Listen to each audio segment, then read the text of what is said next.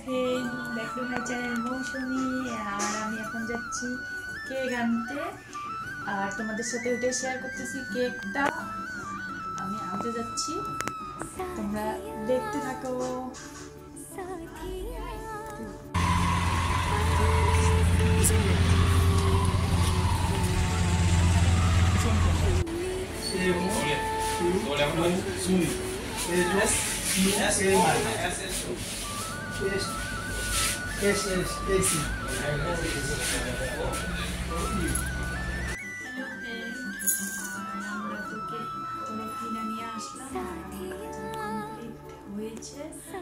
সব তোমাদের আশীর্বাদে ধরো আর একটু বেশি বেশি সাপোর্ট করো, প্লিজ।